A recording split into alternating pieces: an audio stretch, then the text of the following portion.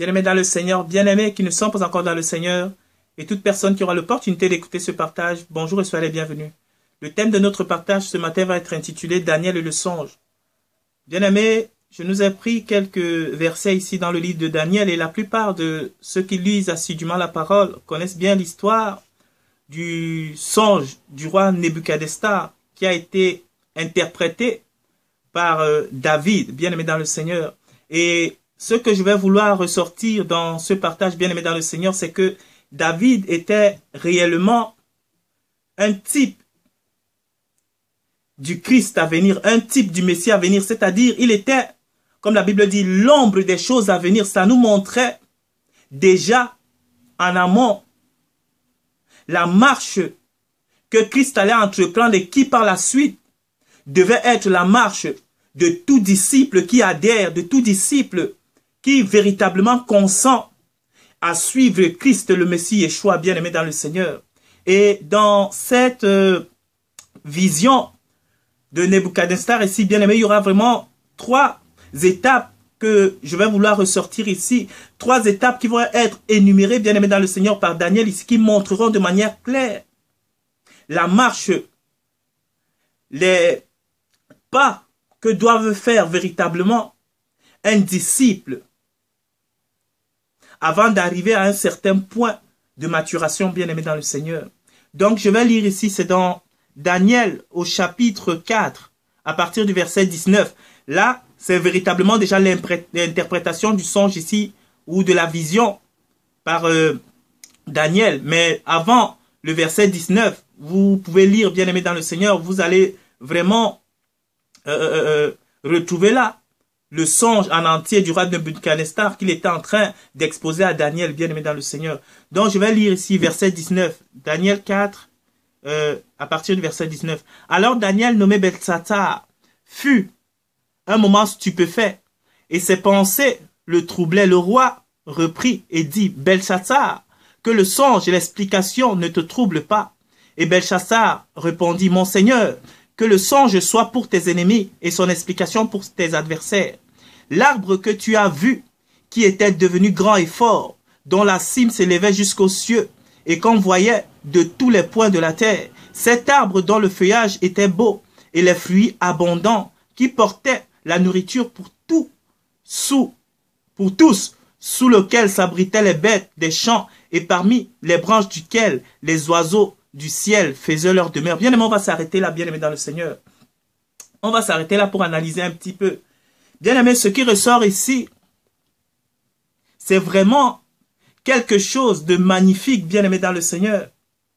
C'est vraiment les ressources que le Père donne à ceux qui l'aiment de manière véritable, à ceux qui l'aiment sans partage, à ceux-là qui n'ont aucune autre ambition autre que celle de le suivre, bien-aimé dans le Seigneur. Il est dit ici,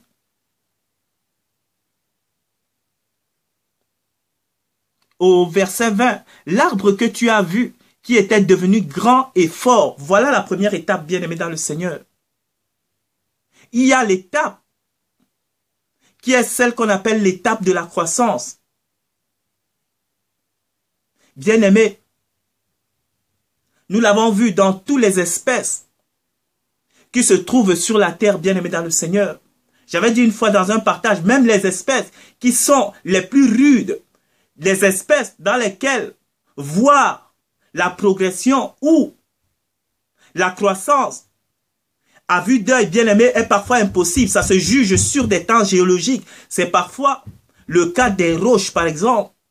La croissance d'une roche, bien-aimé, c'est parfois, ça se juge sur des centaines, des milliers d'années. Mais même s'il faut des centaines de milliers d'années, bien-aimé dans le Seigneur, il y a progression, il y a croissance, il y a développement, bien-aimé dans le Seigneur. Donc, quand on met un enfant au monde et que l'enfant, sur le plan humain, ne marche pas, l'enfant ne croit pas, ne se développe pas, il y a un problème. Donc ici, bien-aimé dans le Seigneur, on retrouve donc bien sûr l'étape de la croissance. Grand et fort, il faut grandir. Et généralement, bien-aimé, la force de quelqu'un, je dis de manière globale, même si parfois, je vais en parler tout à l'heure, mais généralement la force est relative à la taille. La force est relative au poids. Bien aimé, le coup de poing d'un poids lourd pèse plus que le coup de poing d'un poids mouche. En boxe, par exemple, il est indéniable que la force d'un éléphant est plus que celle d'une fourmi. Donc, bien aimé dans le Seigneur, c'est quand on croit qu'on rentre dans la force du Père, bien aimé dans le Seigneur, on ne peut pas croître. Ou on ne peut pas désirer la force d'Élohim, la force du Père, du Dieu invisible, en demeurant statique, en demeurant stagnant. La force est dans la croissance. La force est dans la grandeur. C'est ainsi, bien-aimé dans le Seigneur. L'arbre que tu as vu, qui était devenu fort, grand et fort, dont la cime se levait jusqu'aux cieux et qu'on voyait de tous les points de la terre, cet arbre dont le feuillage était beau et dont les fruits étaient abondants. Bien-aimé, le deuxième point, c'est que généralement, quand il y a croissance, bien-aimé dans le Seigneur, on observe les fruits, ça marche de pair. Bien-aimé dans le Seigneur, quand un arbre pousse, un jeune arbre ne porte pas du fruit. Nous savons tous, moi, je sais d'où je viens en Afrique, il y a un arbre qu'on appelle le manguier, bien-aimé dans le Seigneur. Mais, quand on observe le manguier, bien-aimé dans le Seigneur, quand on le plante, après 1 an, 2 ans, il ne porte pas du fruit. On observe d'abord la croissance du manguier. Et à un moment donné, quand le manguier arrive à maturation, il produit le fruit qu'on appelle la mangue. Il produit des mangues. Même si ça reste un jeune manguier, ce que je veux ressortir maintenant, c'est qu'il y a aussi certaines étapes, bien aimées dans le Seigneur, dans la maturation. Un jeune manguier, peut-être un manguier, disons, après 10 ans, il produit des mangues. Mais, bien aimé, quand on observe le manguier, pour ceux qui ont déjà eu un manguier, le manguier n'est pas encore arrivé à un manguier mûr. Un manguier de 10 ans, sur le plan visuel, n'a pas beaucoup plus de prestance qu'un manguier de 15-20 ans. Mais pourtant, le manguier qui a 10 ans, il produit déjà du fruit, bien aimé dans le Seigneur. Donc, bien aimé dans le Seigneur, ce qui veut dire que ce n'est pas seulement quand on va atteindre la perfection totale que le fruit viendra en manifestation. Non, bien aimé, plus on rentre dans l'obéissance des préceptes du Père, quand on rentre dans la soumission à l'obéissance des préceptes du Père, bien aimé dans le Seigneur, les fruits sont visibles. Même si la maturation n'est pas encore parfaite, mais les fruits sont visibles. Maintenant, au fur et à mesure qu'on croit dans le Père, ici, comme j'ai dit, la croissance, qu'on croit dans le Père, ben les fruits deviennent de plus en plus matures et plus en plus solides, bien aimés dans le Seigneur.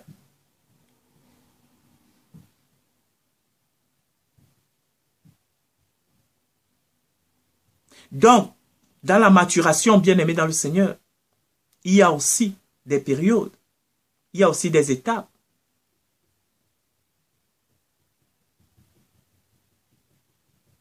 Un manguier mature de 10 ans n'a pas la même prestance qu'un manguier mature de 15-20 ans. Donc c'est ça. Mais néanmoins, ce qui est plus important à comprendre ici, c'est qu'il y a du fruit qui est produit.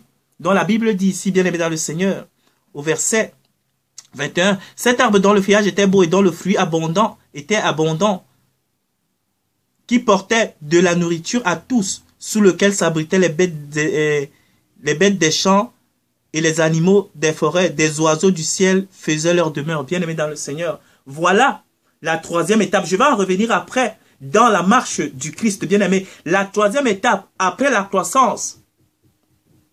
Ici, après le fruit, bien aimé dans le Seigneur. Il y a ce qu'on appelle maintenant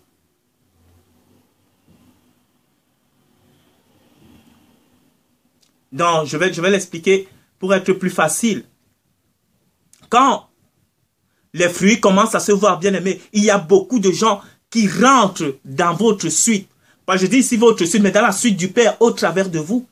C'est la même chose que Christ a fait bien aimé dans le Seigneur. Les gens n'ont pas commencé à suivre Christ. C'était vraiment un apprentissage bien aimé dans le Seigneur à donner.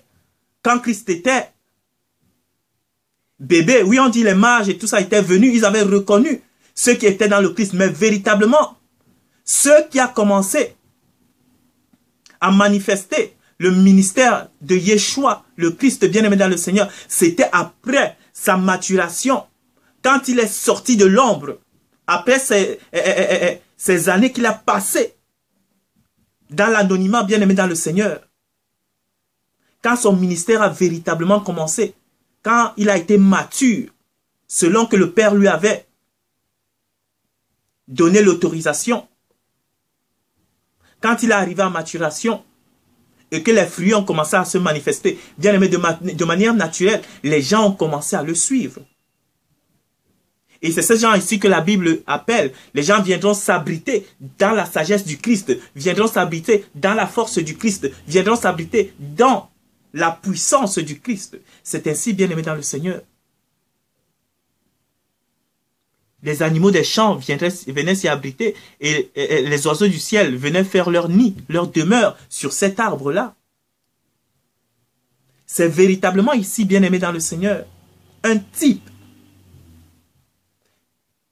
un modèle à suivre. Et ça a toujours été ainsi que le Père procède, bien aimé dans le Seigneur. Il y a, d'abord quand Christ rentre dans l'univers visible, bien aimé dans le Seigneur, à une certaine période dans sa jeunesse, on dit que l'enfant grandissait avec force et puissance, mais c'était dans l'anonymat. Il était en train de croître, il était en train de se revêtir.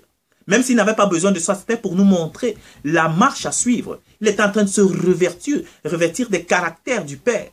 Et quand il sort de là, bien aimé dans le Seigneur, il commence son ministère, les fruits commencent à se manifester par la puissance de son message en parole et en action. Quand bien aimé, les hommes voient que le Messie Yeshua, Jésus, est en train de manifester sa puissance, bien aimé, les gens le suivent. Les gens s'abritent, ceux-là qui se reconnaissent en son message le suivent et s'abritent, bien aimé dans le Seigneur, à l'arbre qu'il est. C'est ce que la Bible nous explique ici. Et donc, c'est ainsi aussi, bien aimé, que la constitution ou la croissance, la construction de ceux-là qui sont disciples du Messie Yeshua du Christ doit également être bien aimé dans le Seigneur. Il doit avoir premièrement, on doit d'abord notifier la croissance spirituelle dans nos vies. Et maintenant, il n'y a pas croissance sans manifestation du fruit. Il faut que les gens voient le fruit du Père en nous. Il faut que les gens voient le caractère. Il faut que les gens voient l'amour du Père en nous. Et quand les gens verront cet amour bien-aimé, les gens s'aligneront automatiquement. Les gens viendront s'abriter à ce qui est la source de vie, c'est-à-dire le Père au travers de nous. C'est de ça que le Père a besoin. Le Père a toujours eu besoin d'hommes et de femmes qui se tiennent pour lui, qui se mettent debout pour lui, afin que lui, au travers d'eux, puisse influencer un grand nombre, le grand nombre ici. C'est cette foule-là d'oiseaux des champs,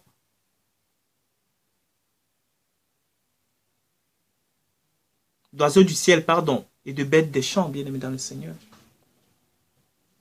Maintenant, il y a quelque chose aussi qui a constaté à la suite. Peut-être que la vidéo va couper, bien aimé dans le Seigneur.